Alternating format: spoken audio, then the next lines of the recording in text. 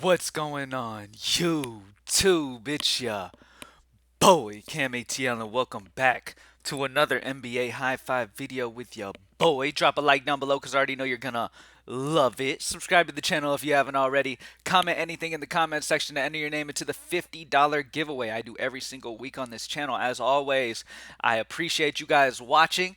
Hopefully you guys get takedowns tonight. Hopefully I'm able to give you some advice that's good enough at least this early. You know, it's really tough to make these high fives in the beginning of the day, but the whole purpose of them is to give you what I like as of the moment, kind of get you started on a certain track for the slate. And then as the day goes on, obviously, greenlightdfs.com, we will update things and keep things, ready to go. Anyways, greenlightdfs.com to join the squad. The winner of last week's $50 giveaway is Mark Hollis. Mark Hollis, congratulations. Hit me up on Twitter at cam_ATL. Everyone here watching right now, make sure you follow me on Twitter at cam_ATL. If you want any answers to any DFS questions or fantasy league starting questions, all that kind of stuff, you can follow me on Twitter and DM me or at me, whatever, and I'll help you out as much as I possibly can. So thank you guys anyways, as always, for joining me. Make sure you comment anything in the comment section to enter your name into next week's this week's $50 giveaway. And let's get straight to it. Now, you guys know me. I don't like to keep up too much of your time. Y'all got shit to do. You're probably at work right now risking your job with a headphone in. So I'm going to go ahead and hurry up because I don't want you to lose your job or nothing like that. Even though we're paying bills with DFS money over here, I still don't want you to lose your job. You know what I mean? What an amazing week 13 we had. I'll talk about that in the NFL Showdown video. But for right now, let's go ahead and just focus in on NBA. Anyway, so first and foremost in the high five, I'm going to talk about a stud that I like. And, I'm going to do the spend up guys, and then I'm going to get to the value guys that I like, all right? First spend up guy that I do like today is going to be Trae Young. Trae Young's in a fantastic position here. At 9'6", he just feels too cheap to me here at 9'6". He has not been 9'6" since, don't tell me this is the first time all year. The first game of the season, he was 9'5". Ever since then, he's been over 9'6". This is a value here. The price has dropped. This is a fantastic spot here. He was out in their last game, so he should be a little bit rested. He's been practicing, so he should be good to go here against OKC at home in Atlanta. I like Trae Young. Out of all of the studs, I just like this price here, and I like taking advantage of price drops. Especially, like I said, the dude hasn't been this cheap since the first game of the season. He's been over this every other game, so this is a value for him. You don't get him at this price most of the time, and he's a solid option for me at point guard today. The next spend up that I like today is going to be Siakam. Pascal Siakam in a fantastic spot here, and kind of like the Trae Young situation. Trae Young is on the second highest projected team total team tonight. It's only a 6-point spread, so they're expecting the game to stay fairly close. So I really love Atlanta OKC guy because I think a lot of points are going to be scored, not a ton of defense in that game, which is why I like Trae Young. Same kind of situation here for Toronto. Not exactly high scoring, but close spread. Now, when it comes to Boston and Toronto, when they're in what's expected to be a very close game and it ends up being a very close game, the studs always do very well. Like the Tatums, the Jaylen Browns, Siakam, Van Vliet. These guys have really solid games when the games stay competitive. I'm expecting Siakam to have a very good game here. I think the game stays competitive. I think that this is a fantastic spot here for Siakam going against a Boston team that is decent defensively every single year they are. But at the end of the day, the spread is close, and Pascal Siakam's going to be a big part of this Toronto team. He just dropped 58 the other day. On average, he's going to get you around that 45 to 50 range. You know what I mean? He's just a very solid, consistent player. I feel good about him here at home in what should be a very competitive back and forth battle. So I am going to be rolling with some Pascal Siakam as another spend up. Remember, this is all kind of early thoughts, guys. You know what I mean? Like in 5 minutes after I post, some information could come out that changes the whole high five. That's what I mean by it's a tough thing to do. But I like to come in, give you guys an early look at what I'm liking early on. Now let's get to the value. All right. And part of an important part of the high five is kind of giving you an idea whether there's value serviceable, whether you're going to be able to spend up on studs, whether you're going to need the balance, that type of thing. On this slate, I'm feeling like we're probably going to have enough value. at shooting guard to be able to get some studs in, one or two. At the shooting guard position, if we sort point per salary on the Greenlight optimizer, which is what I'm on right here, every video I make is using a Greenlight optimizer with our projections.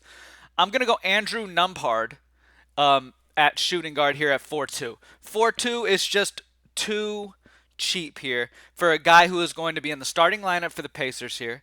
You have Halliburton out. You have Duarte out. Okay? On top of that, in that last game with Halliburton Duarte out, Nembhard had 30 more touches than the second highest player. Part of that's because of the point guard position. But at the end of the day, this dude's going to have the ball in his hands majority of the time, which is going to lead to success. He's only 4-2. He's going to play 30 plus minutes. Nembhard is a fantastic option, and he is an amazing value on this slate at 4-2. And that's kind of one of the reasons why I'm liking I'm liking some of the value. And when you like the value, that kind of automatically means, maybe you get a stud or two. You know what I mean? That's real consistent and solid, but yet has huge upside, gives you that potential for that nice takedown, but also gives you that safety range to kind of just get in the cash. You know what I mean? Plain and simple. At power forward, another value, Jalen Johnson for this Atlanta game. Second highest total on the slate, starting at power forward against OKC that struggles against power forward. Jalen Johnson's a fantastic value at 3-7. When you get a guy at 3-7 starting in a great plus analytical matchup, and it's the second highest total on the slate, it's pretty self-explanatory. We have him projected slightly over 23. Fantastic value at 3-7 for him. Nembhard I have as probably a lock as value. If I go to all here on the optimizer, you have TJ McConnell as the only highest one. Now, there's a question mark here with McConnell. You need to keep an eye on him. He is questionable right now. If he's starting at point guard, if they move Nembhard to shooting guard and McConnell starting at point guard, I want both. You know what I mean? Like, look at this. These three value guys are fantastic values tonight due to injuries and all that good stuff. All of these guys are getting major opportunity tonight, especially if McConnell is active. All right, and no limitations, nothing like that. I'm expecting if he plays that he's going to be good to go. They're going to need him. And this is a guy who most of the times when he gets opportunity, he goes crazy. As of right now, I'm seeing him projected as a point guard. If he is in fact in, I'm expecting him starting at point guard, Nembhard at shooting guard, and going from there. But we will see what they do with the starting lineup. But either way, both of these guys are fantastic plays. Both of their usage are going to be very good. And as you can see, the Greenlight Optimizer loves these guys. You got TJ McConnell as the best value on the entire slate. Then you have Nembhard second up, and then Jalen Johnson for Atlanta. You've got Mathurin, who's also popping with those Indiana injuries. It's just a fantastic spot for those guys. All right.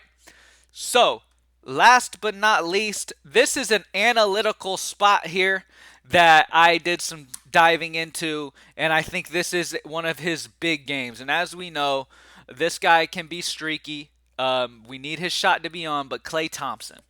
Klay Thompson is only 5'9". His team is the highest projected total team on the slate. This could be an absolute massacre of a game. But if it is a massacre of the game, I'm thinking because it's Klay Thompson hit 36. He's 5'9". You round him up to 6K, I think he's good for 36 or so. I'm playing it safe with him at 32.9. Okay, I'm playing it safe, having him almost 33. In my opinion, I'm playing it safe. I brought him down from the 36 range to kind of around that 33. Because I just want to play it a little safe because of the blowout potential. Now, if this was expected to be a close matchup, I'd have him over 36 projected. I'd have him probably 37, right around there, if it was expected to be close. Because of the blowout potential, I dropped him down slightly. But even so, at 5'9", you round him up to 6K, 5X is 30. We have him over 5X easily here. So I think Klay Thompson's a fantastic option. As the day goes on, remember, also, another guy though, Buddy Hield. Buddy Hield at 5'8". I talked about Nembhard having like 30 more touches than any other player on this Pacer team, which in turn will turn into, success most times. If you're touching the ball the most, that's just more opportunity. These guys are NBA players, period. Okay, everybody listening to this video right now, the worst bench player on these teams would 10-0 you on a basketball court without you scoring. Maybe not me, because I have a jumper. But outside of that, no, I'm just kidding. No, but like outside of that, I mean, listen, it's about the opportunity, and these guys, the more they touch the ball, the more success they're gonna have. Period. Okay, so Buddy Hield at 5'8" was the second highest guy to touch the ball here on the Pacers team. Like his usage was high. Okay, and he has tremendous upside here against a bad Golden State defense that hasn't been very good this year. This is a great spot for Buddy Hield in this one. He's another amazing option if you just want to, because Clay's not getting any type of injury bump. Like if a Curry was out, that'd be awesome, or a Poole was out, something like that, that would be awesome. He's not getting any injury bump. It's kind of just a straight up play of like, you know, I like his potential here. But you could go Buddy Hield here as well. Like I like both these guys. You could go Mathurin if he's in the starting lineup, all that good stuff. So pay attention to that. But Buddy Hield, I do like I said, second highest touches on this team. Dude loves to take those shots. You know, he loves the 3-point attempts. So I think Buddy Hield could also be a fantastic option. But that's the high five for today, y'all. We've got Trae Young at point guard, Nembhard, Pascal Siakam, Klay Thompson, or Buddy Hield, either one. Jalen Johnson as a value. So far, my take on the slate is we have the value to be able to get some studs. um, so yeah, picking the right studs is going to be key today. As always, when picking your stud, pick guys in good analytical matchups. That should be a close competitive game because blowouts most times really ruin a lineup. They ruin stars' potential. With value guys, most of the time, a blowout won't really ruin their potential because these value guys are probably going to get their minutes no matter what. But with these stars, I mean, if the game's out of hand, they're going to just sit them and rest them and not risk any potential injury. So make sure when you play your studs to make sure you play them in competitive situations. Always, though, I mean, with NBA, on any given day, anything can happen. Teams that you don't expect to blow a team out can.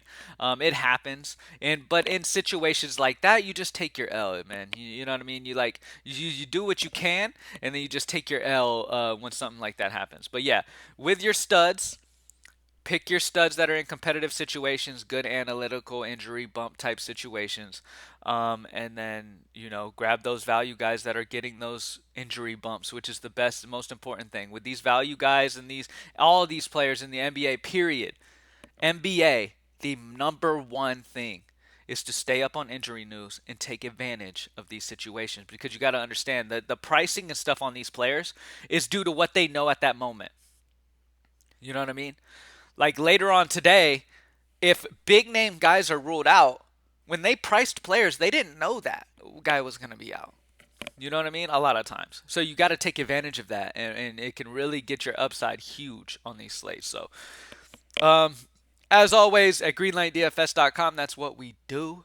We give y'all the optimal, what we think is the best possible lineup you can have for the night. And then as the night goes on, we improve on it wherever we possibly can. Our nights are never over until the final game starts. And we're always looking to improve, and that's really where our value comes in. We have the Greenlight Optimizer. You can play with different lineups, use the lineup builder, build you some options using our personal projections. These will also be updated throughout the day. Same thing with NFL. Membership tools. Check out membership exclusive tools once you get access to the site. Because you will have those tools to be able to use as well. Like the NBA player prop tool is really, really cool. Gives you averages in certain positions, gives you a good idea of how much of the time a player will hit a prop or not. And underneath the NBA player prop tool, we have our defensive versus position chart. So you can also be like, okay, let me check out this guy, just like with Jalen Johnson, right? Like, I like Jalen Johnson's points today or something.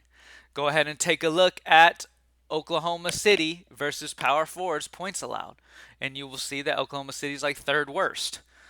So stuff like that you could take a look at all on that same page. All right. As the day goes on and props pop in, they will pop in on the NBA player prop tool. The player prop tool's prop stat that it goes by, like the points number and the rebounds number and assist number, is through Vegas. Okay, sometimes PrizePicks will have a different number, so make sure you verify that before you lock it in on PrizePicks or whatever. But if you're playing on like FanDuel, blah, blah, blah, blah, most of the time those props are going to be the same. So yeah, anyways, thank you guys for joining me as always. I'm about to make the NFL video for this Monday Night Showdown game. Let's get to it. Peace, y'all.